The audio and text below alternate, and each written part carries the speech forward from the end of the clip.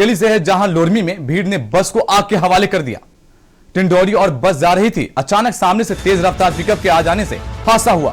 बस में इतनी जोर से टक्कर लगी कि सवारियों से भरी बस पलट गई। टक्कर इतनी जोरदार थी कि हादसे में करीब 12 लोग बुरी तरह से घायल हो गए। इस हादसे के बाद आक्रोशित भीड़ ने बस को आग के हवाले कर दिया। आसपास के लोगों ने इस बात की सूचना पुलिस को दी। मौके पर पहुंचकर पुलिस ने सभी घायलों को 108 से लोरमी जिला अस्पताल में भर्ती किया गया। घायलों का इलाज जारी है। लोरमी पुलिस ने मामले की जांच को ले लिया है। टायर बंद तो पूरा फूट गया, जल गया, पूरा राइट हो गए, सब बेटा है जबरदस्त नुकसान है। कुछ हम बचे ही कम है, पूरा सब जन बच गए। आदमी जो नुकसान हुआ तो पलटा कर चला। खबर रायपुर से है जहां देश भर के जूनियर डॉक्टर नीट पीजी की काउंसलिंग नहीं होने पर एक सप्ताह से हड़ताल पे है। राजधानी के मेडिकल कॉलेज कैंपस के बाहर जूनियर डॉक्टर लगातार हड़ताल बने हुए हैं। वहीं जूनियर डॉक्टर एसोसिएशन हड़ताल के 7वें दिन रघुपति राघव राजा राम सबको सम्मति दे भगवान पाठ का गायन किया। उनका कहना है कि सरकार की नींद खुले और जल्द से जल्द काउंसलिंग करवाकर मरीजों और डॉक्टरों को होने वाली परेशानी से बचाए। करीब 400 की संख्या में रेजिडेंट डॉक्टर उपस्थित रहे। आपको बता दें कि जोरों से इस आंदोलन पर इंडियन मेडिकल एसोसिएशन और छत्तीसगढ़ मेडिकल टीचर्स एसोसिएशन ने समर्थन दिया है।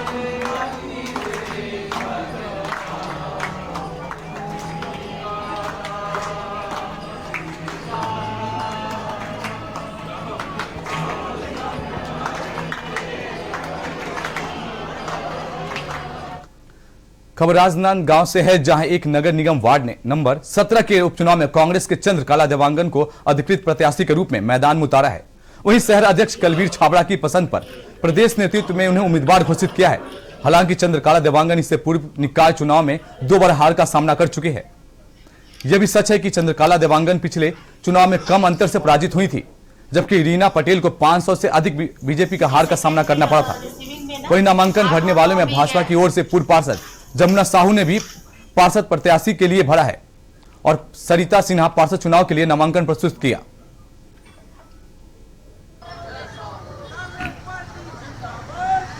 इधर चली गई है, क्या कहना है? नहीं, हमारे पार्टी सब एक है। परिवार में थोड़ा बहुत तो होते रहता है, लेकिन ऐसा विपक्ष लोगों का कहना है। हमको ऐसा नहीं लगता कि हमारे परिवार में गुटबाजी है। शोभा सोनी के उपलक्ष्य में मैं उन्हीं का काम करूंगी, जो उनका सपना था उनको पूरा करूंगी मैं। पहली बार बीजेपी से आपको नामांकन कर रहे हैं? जी सर, मैं गृहिणी हूँ, पहली बार घर से बाहर निकली हूँ। मैं कभी बाहर दुनिया देखी नहीं हूँ सर, पहली बार निकली हूँ और उनका काम पूरा करूंगी मैं अपना। खबर राजनांदगांव से है जहां संगीत नगरी खैरागढ़ में नगर पालिका परिषद के चुनाव को लेकर भाजपा के 20 वार्डों में अधिकृत प्रत्याशियों ने अपना नामांकन पत्र दाखिल किया। वहीं आपको बता दें कि नामांकन भरने से पहले इतवारी बाजार स्थित शीतला मंदिर में जुटे और 2000 से अधिक भाजपाइयों ने अपना दम दिखाया। गौरतलब है कि नामांकन रैली गोला बाजार होते हुए अंबेडकर चौक पहुंची, जहां प्रदेश एवं जिला स्तर के नेताओं ने सभा को संबोधित किया। भाजपाइयों ने छत्तीसगढ़ की कांग्रेस सरकार को आड़े हाथ लेते हुए कहा कि जिला पंचायत उपाध्यक्ष और तत्कालीन नगर पालिका परिषद खैरागढ़ के अध्यक्ष रहे विक्रांत सिंह के द्वारा किए गए खैरागढ़ शहर के विकास को पिछले 5 साल में कांग्रेसी ने सिर्फ विनाश ही किया है।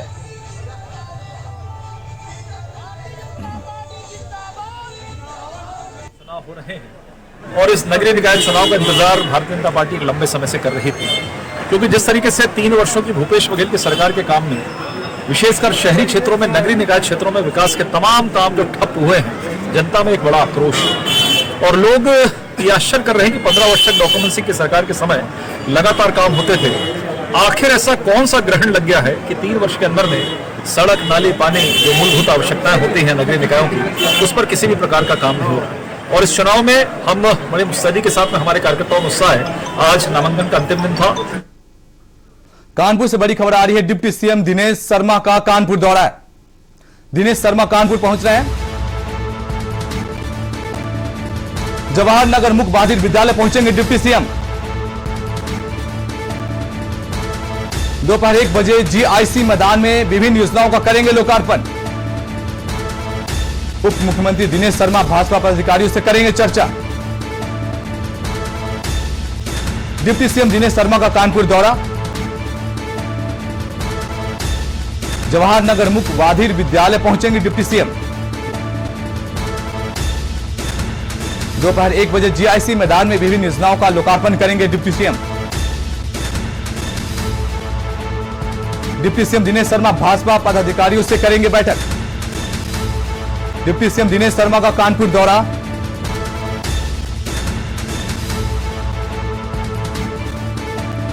इसी खबर पे हमारे ब्यूरो चीफ सुनील गुप्ता जुड़े हुए हैं।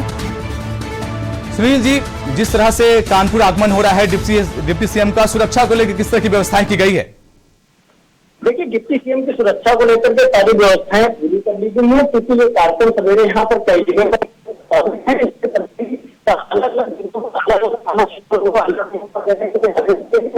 जो भी जहाँ पे कार्यक्रम है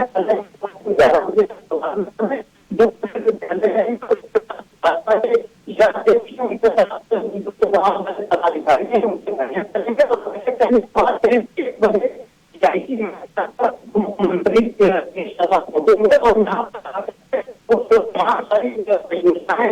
उनको लोकार्पण करेंगे।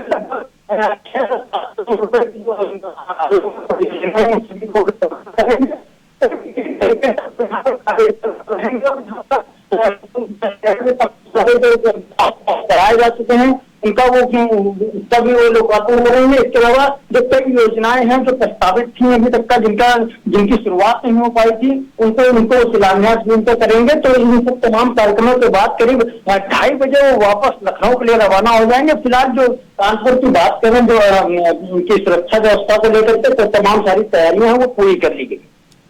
मुख्य बहादुर विद्यालय जो बच्चों का विद्यालय है, उसमें भी एक कार्यक्रम है। क्या बच्चों के लिए भी कुछ ऐसी सौगात है या फिर सिर्फ विभिन्न योजनाओं का लोकार्पण की बात वहां पे की गई है? बिल्कुल, जिस तरीके से जवाहर नगर में इनका पहला मुख्य विद्यालय का कार्यक्रम है, उसके अलावा जो तमाम सारी परियोजनाएं हैं और जो भाजपा के कार्यकर्ता हैं उनके साथ मीटिंग है, और कुछ पदाधिकारी हैं जो अलग अलग जिलों से बुलाए गए हैं, उनसे वो चुनाव को लेकर के उन पर भी मंत्रणा करेंगे और उसके बाद वो वापस लखनऊ के लिए रवाना होंगे। सुनील, आपका इस जानकारी के लिए धन्यवाद। डिप्टी सीएम कानपुर पहुंच रहे हैं। दिनेश शर्मा का कानपुर दौरा आज दोपहर 1 बजे जीआईसी मैदान में विभिन्न योजनाओं का लोकार्पण करेंगे। भाजपा के पदाधिकारियों से चर्चा भी करेंगे डिप्टी सीएम।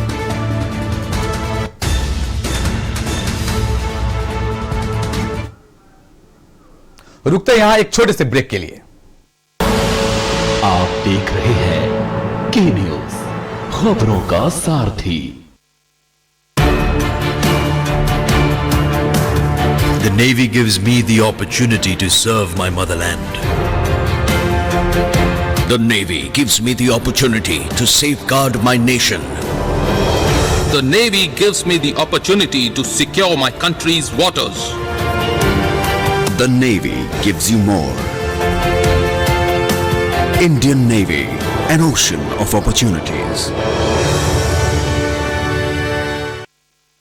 पर ये दिल है कि चख रहा है उन्हीं अल्फाजों का नूर नूर और नूर नूर और नूर नूर और दूर कितना भी जाओ, इस जुबान से दूर ना जा पाओगे। जुमर बोलो जुबान केसरी।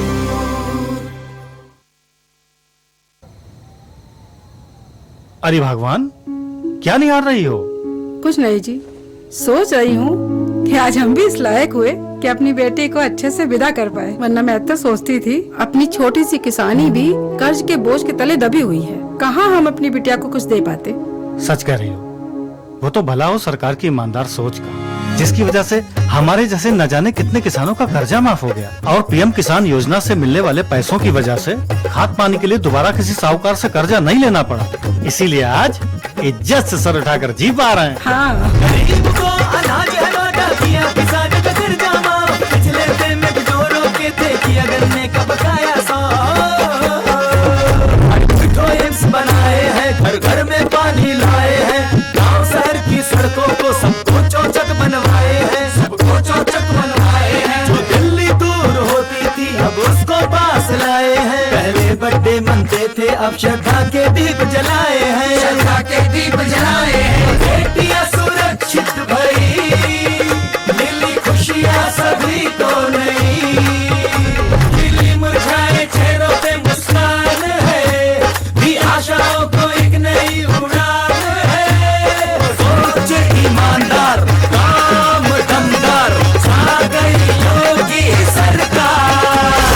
ईमानदार, काम दमदार। आप देख रहे हैं के न्यूज, खबरों का सारथी। आप देख रहे हैं के न्यूज, खबरों का सारथी। ब्रेक के बाद स्वागत है आपका भारत की बात में। लखनऊ से बड़ी खबर आ रही है, 9 कोरोना मरीज मिले।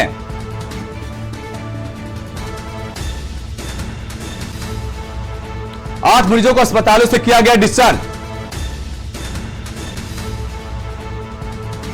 एक्टिव केसों की संख्या अब 93 हुई है। एक्टिव केसों की संख्या बीते 24 घंटों में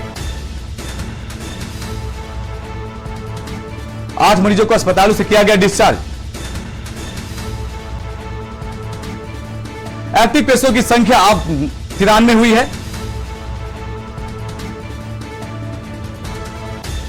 बीते 24 घंटों में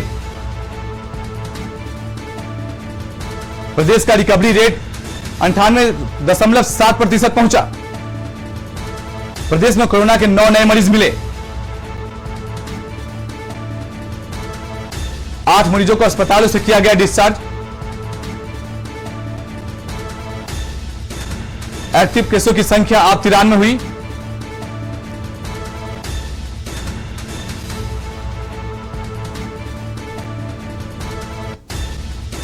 अंठावन मरीजों को अस्पतालों से किया गया डिस्चार्ज। एक्टिव केसों की संख्या अब 93 हुई है। बीते 24 घंटों में सैंपल की जांच की गई। प्रदेश का रिकवरी रेट 98.7% पहुंचा। प्रदेश में कोरोना के 9 नए मरीज मिले। 8 मरीजों को अस्पतालों से किया गया डिस्चार्ज। एक्टिव केसों की संख्या अब 93 हुई।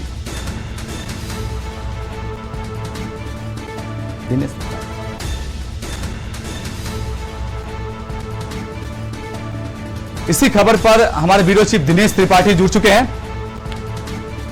दिनेश, जिस तरह से एक्टिव केसों की संख्या में वृद्धि हुई है और आज फिर प्रदेश में 9 नए एक्टिव केस सामने आए हैं, 9 नए मरीज मिले हैं, इसमें 8 को डिस्चार्ज किया गया है।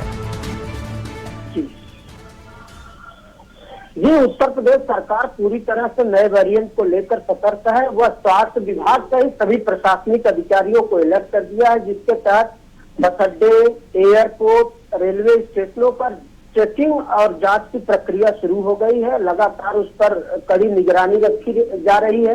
बाहर से आने वाले लोगों को की टेस्टिंग की जा रही है और उनको तभी जाने दिया जा रहा है जब रिजल्ट उसका आ जा रहा है, वेरिएंट टेस्ट का रिजल्ट आ जा रहा है, उसके बाद उनको अपने घर जाने दिया जा रहा है। सरकार पूरी तरह से सतर्क है।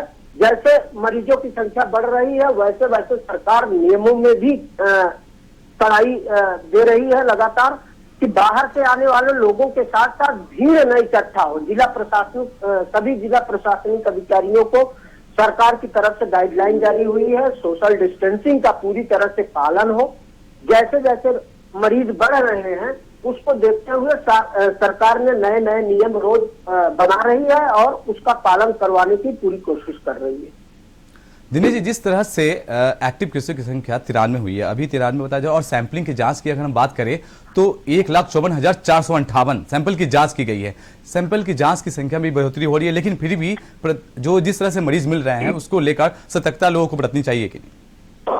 जी बिल्कुल, सरकार की तरफ से गाइडलाइन और सतर्कता के लिए अधिकारी लगे हैं, वो अपने काम को कर रहे हैं। बट पब्लिक को भी, आम जनमानस को भी ये सोचना चाहिए कि जिस तरह से पहला वेरिएंट आया, लापरवाही हुई, उसके बाद फिर सेकंड वेव आया, उसमें भी लोगों ने लापरवाही की और अभी भी लोग उतने सतर्क नहीं हुए हैं।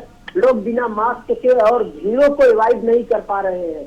बाजार हो, रेलवे स्टेशन हो, बस अड्डा हो, सब पे लोग भीड़ खूब हो रही है और लोग जो है सोशल डिस्टेंसिंग का पालन नहीं कर रहे हैं। इसके तहत सरकार सतर्क हो गई है और अपने सरकार अधिकारियों को निर्देश जारी किया है कि सोशल डिस्टेंसिंग के साथ साथ कोविड टेस्ट और नए वेरिएंट रिपोर्ट पब्लिक को तुरंत दे और टेस्ट करे और उसका रिजल्ट उनको दे, तभी उनको बाहर जाने दिया जाए, ताकि यह वेरिएंट बढ़ने न पावे, नहीं तो पिछले सेकंड वेव की तरह यह फिर से प्रकोप बढ़ेगा और लोगों को दिक्कतें होंगी, फिर से लॉकडाउन का सामना करना पड़ेगा। इसलिए आम जनमानस को भी खुद को सतर्क होकर सोशल डिस्टेंसिंग का पालन करना चाहिए। और दिनेश जी, हम हर साथ इसी खबर पे बनी रहेगा। ओमिक्रॉन को लेकर स्वास्थ्य विभाग की एक बड़ी खबर आ रही है। ओमिक्रॉन वायरस को लेकर स्वास्थ्य विभाग अलर्ट। विदेश से आने वाले हर एक यात्री की एयरपोर्ट पर होगी जांच। बिना जांच यात्री एयरपोर्ट से बाहर नहीं जा सकेंगे। जांच के लिए एयरपोर्ट पर 14 टीमें लगी। जांच के लिए एयरपोर्ट पर 14 टीमें लगी हैं। किस तरह से लोग विदेश से आएंगे उनकी सघन जांच की जाएगी। घरेलू उड़ान से आने वाले यात्रियों का भी होगी जांच।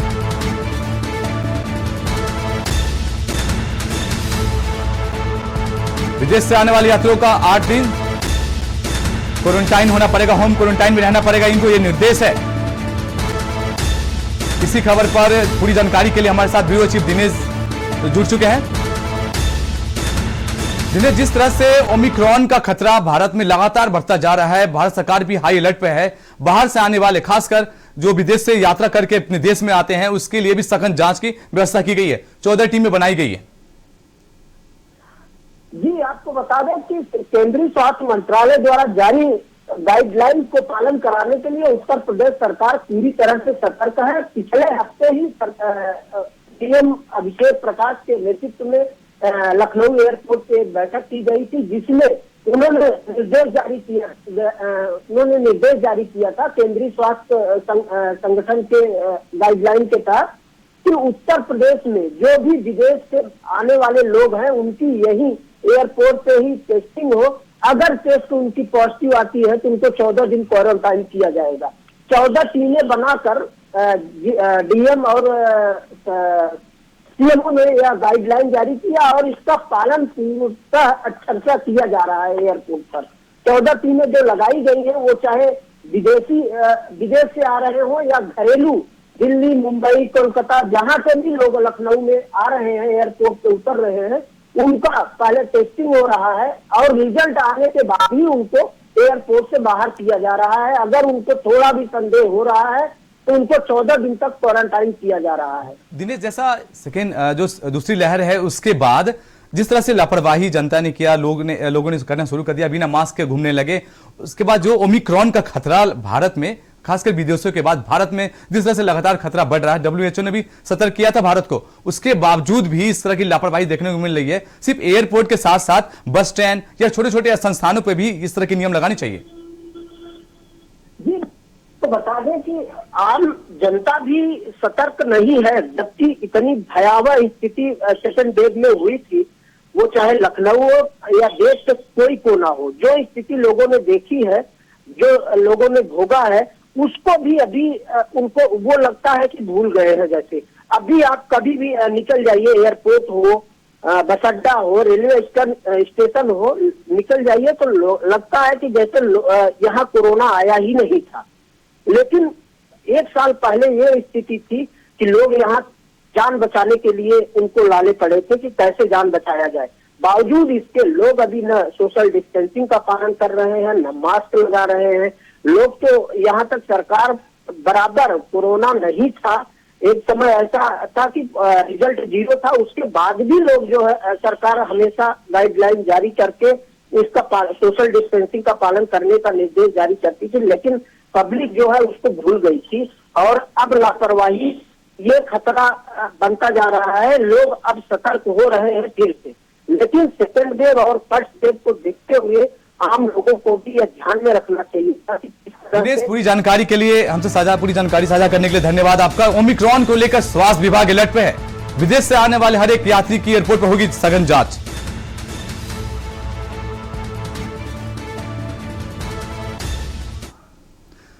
इसी बीच चंडीगढ़ से बड़ी खबर आ रही है। स्वास्थ्य विभाग के लिए टेंशन का कारण बनी महिला। दक्षिण अफ्रीका से लौटी महिला ने तोड़ा कोविड प्रोटोकॉल। महिला ने 5 स्टार होटल हयात में जाकर चेक इन कर दिया। चंडीगढ़ पहुंची महिला ने वह क्वारंटीन के नियम तोड़े।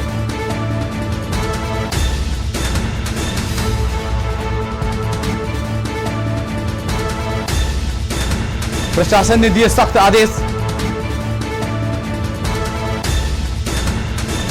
महिला ने घर में क्वारंटीन में रहने का नियम तोड़ा।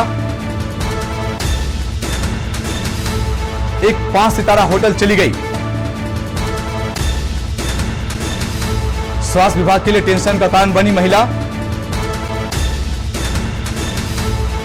दक्षिण अफ्रीका से लौटी महिला ने तोड़ा कोविड प्रोटोकॉल। दक्षिण अफ्रीका से लौटी थी महिला और जिसने होम क्वारंटाइन होने से मना कर दिया और 5 सितारा होटल में जाकर रुकी वहां।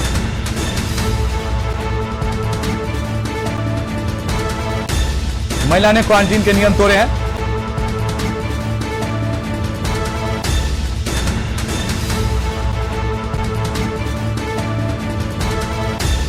प्रशासन ने इसके लिए सख्त आदेश दिया है।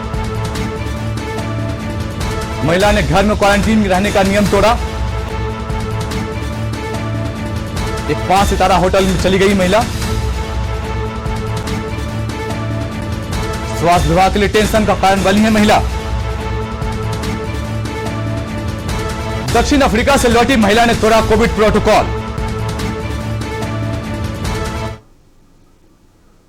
खबर कांकेर से है, जहां जिले के नहरपुर ब्लॉक में होने वाले नगर पंचायत चुनाव का बिगुल बज चुका है, तो वहीं कांग्रेस और भाजपा अपनी ओर लेकर आश्वस्त है और ताकत का प्रदर्शन करते हुए नजर आ रहे हैं। वहीं भाजपा अपने प्रत्याशियों का नामांकन दाखिल करने जोर शोर से प्रदर्शन करते हुए गाजे बाजे के साथ रैली निकालकर 15 वार्डों के सभी प्रत्याशियों का नामांकन दाखिल किया गया। वहीं इस बार भाजपा ने एक वार्ड को छोड़ सभी वार्डों में नए चेहरे को मौका दिया है। तो वार्ड क्रमांक 10 के भाजपा प्रत्याशी मुकेश संचेती को दोबारा टिकट देकर भाजपा ने एक बार फिर से अपना भरोसा जताया है। कृपया ध्यान देंगे, नाम निर्देशन पत्र जमा करने का समय 3 बजे तक का निर्धारित है। वर्तमान सरकार के 3 साल करीब होने जा रहे हैं, उनमें बहुत सारी आज कहें तो बहुत सारी खामियां और जिन वादों और घोषणाओं के साथ सरकार बनी थी, कहीं पर भी उनको धरातल में क्रियान्वयन होते जनता देख नहीं रही थी। इस कारण से आज जनता में बड़ा नाराजगी है और हमारे पूरे वार्ड हमारे जो प्रत्याशी है बहुत अच्छे जैसे चयन हुआ है। आज पूरा नामांकन विधिवत रूप से रैली के रूप में हुआ है और हम निश्चित रूप से हमारे सभी वार्डों में हमारे भारतीय जनता पार्टी के प्रत्याशी भारी मतों से विजयश्री होंगे और उसके लिए हमारी पूरी तैयारियां भी चल रही हैं। कुछ वरिष्ठ लोग पार्टी छोड़ रहे हैं, बगावत की है, दूसरा पार्टी बदल दिया, दूसरा बगावत कर रहे हैं, इसकी जानकारी नहीं है। निश्चित रूप से उनसे भी हम बात करेंगे। खबर रायपुर से है, जहां प्रथम राष्ट्रपति डॉक्टर राजेंद्र प्रसाद की जयंती अवसर पर छत्तीसगढ़ विधानसभा में पुष्पांजलि कार्यक्रम का आयोजन हुआ। वहीं विधानसभा अध्यक्ष डॉक्टर चरणदास महंत ने विधानसभा सेंट्रल हॉल में डॉक्टर राजेंद्र प्रसाद चित्र पर माल्यार्पण कर पुष्प अर्पित किए। वहीं पूर्व मंत्री और विधायक सत्यनारायण शर्मा सहित कई अधिकारी ने भी डॉक्टर राजेंद्र प्रसाद को पुष्पांजलि अर्पित की। इस दौरान विधानसभा अध्यक्ष चरणदास महंत ने कहा कि प्रथम राष्ट्रपति डॉक्टर राजेंद्र प्रसाद ने भारत के देश निर्माण में अतुल्य योगदान दिया है। उनके विचार को आदर्श माना जाता है। उनकी जयंती के अवसर पर पूर्व विधानसभा की ओर से उनको नमन। प्रथम राष्ट्रपति डॉक्टर राजेंद्र प्रसाद जी का आज जयंती है। हम उन्हें नमन करने आए हैं पूरे विधानसभा की ओर से, पूरे छत्तीसगढ़ की ओर से।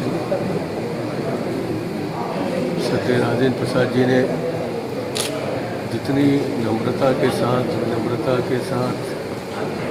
जितनी सद्भावना के साथ संविधान सभा की रचना की, संविधान बनाने में उनका योगदान रहा, उसको नमन करने आए हैं। स्वतंत्रता संग्राम में उनकी भूमिका। खबर राजस्थान के भिवाड़ी से है, पुलिस के हाथ लगी बड़ी सफलता।